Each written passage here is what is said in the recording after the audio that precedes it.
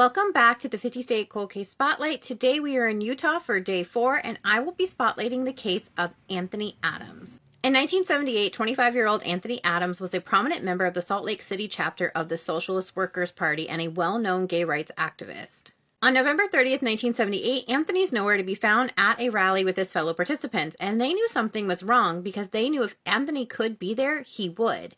This was completely out of character, and they were very concerned.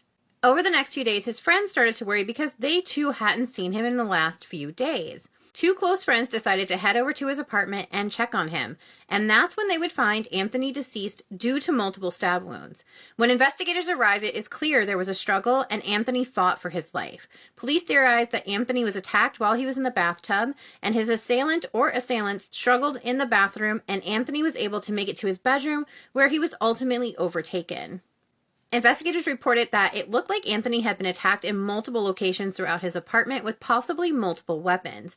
Investigators would state that there were multiple weapons left on scene. They found a large wooden-handled butcher knife stained with blood on the top of a pile of sheets in Anthony's bedroom, and when they did their second walkthrough, they found a paring knife in the kitchen drawer which also had dried blood. Investigators collected all the weapons to save later to be tested. After investigators interviewed local acquaintances and friends of Anthony, they were able to determine that he was last seen around 3 days before his murder at the Salt Lake City Comeback Bar. The case would grow cold pretty quickly with very little leads, but they did have the knives and the blood samples from those knives. At some point, investigators did have the technology to test the blood samples from these knives, so they had them sent to the state's toxicology center. Then those samples were supposedly sent back to the Salt Lake City police. And at some point, these samples and the evidence goes missing.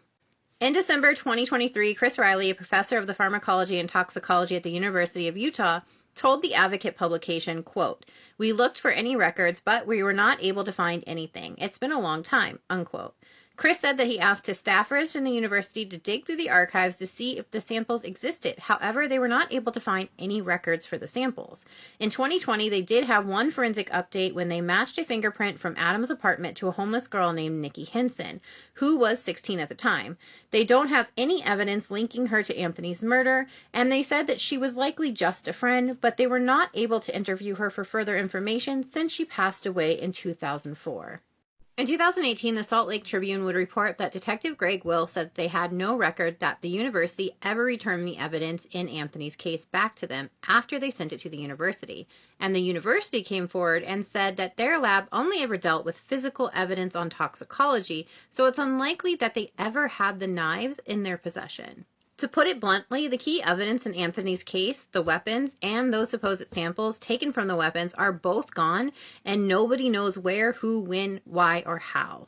In June of 2020, Carly Dubinsky, the attorney for the U.S. Justice Department Civil Rights Division, said there wasn't enough evidence to identify Anthony's killer. A member of the Socialist Workers' Party in New York chapter in 1978 called Adams' killing a, quote, assassination, unquote, and believes that he was murdered not only for his politics, but his sexuality. Many of Anthony's fellow activists in the Salt Lake City LGBTQ community at the time believed that police did not do enough to help solve Anthony's case. An article in the Tribune in 1978, Clemens Back with the Socialist Worker Party said that law enforcement wasn't, quote, pursuing this case with the attention which a political crime of this type would merit, unquote, because of Anthony's sexuality. Please keep sharing Anthony's case. Despite crucial evidence in this case being lost, it's not hopeless, and I do believe it can still be solved. Thank you so much for taking the time to get to know Anthony today, and don't forget when you see those missing and murdered posts on social media to hit like and share, because every time we share a face, we do get closer to solving a case. And I will see you guys back here tomorrow for Utah, Day 5, our last day in Utah.